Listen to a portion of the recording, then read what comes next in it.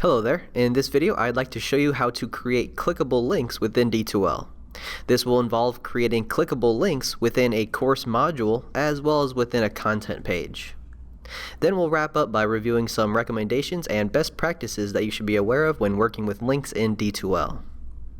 So let's say that I have a web page here and I want to share it with my students. I begin by copying the address of the web page. Now I can access D2L.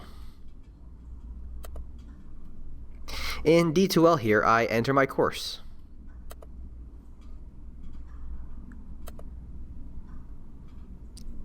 Within my course here, I click the Content tab.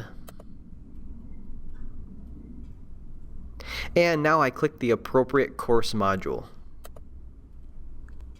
To insert a link directly within the module here, I click New.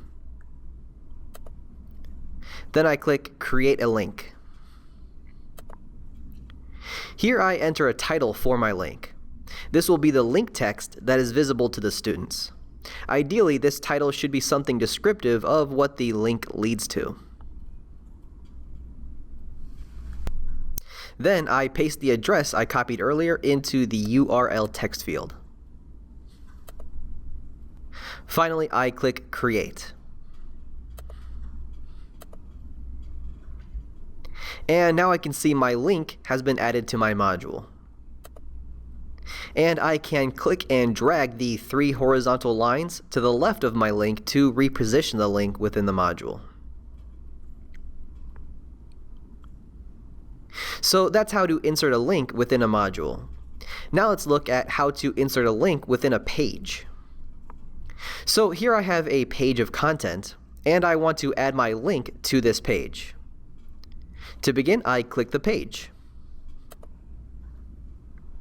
Now on the page here, I click Edit HTML. Since I already have my content written out here, I highlight the text that I want to turn into a link.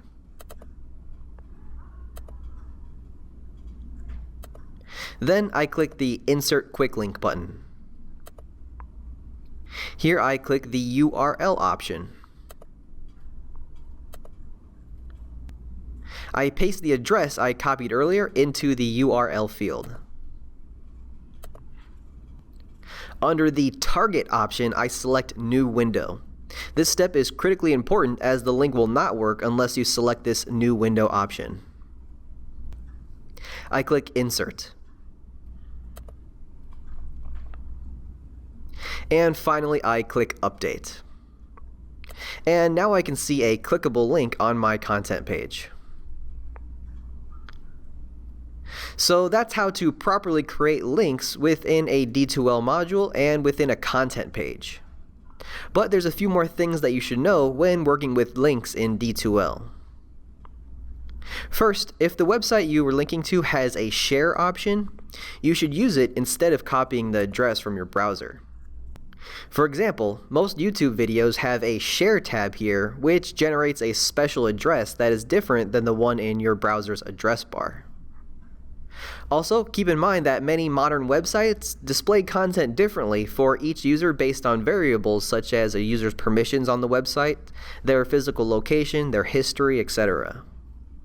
As a general rule, try to avoid linking directly to pages which require students to first sign in. This includes password-protected pages such as anything within D2L. Second, avoid linking to D2L content pages and D2L tools from within content pages.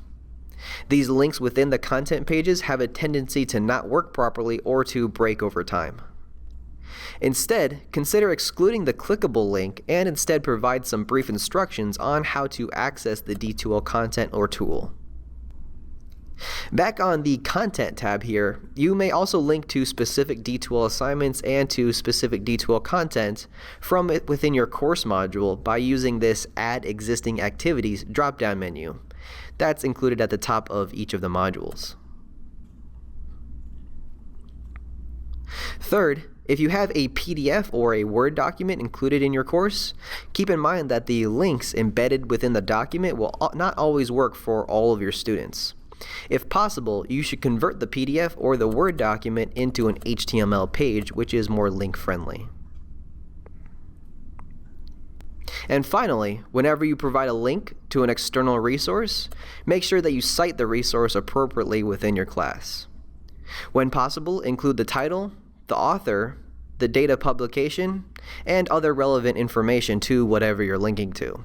You might consider adding your citation to the bottom of the page or to a separate page so as not to hinder the flow of your content. And that wraps up this video on building and using links within Desire to Learn.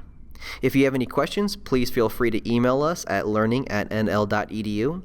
I hope this video was informative for you, and I thank you for watching.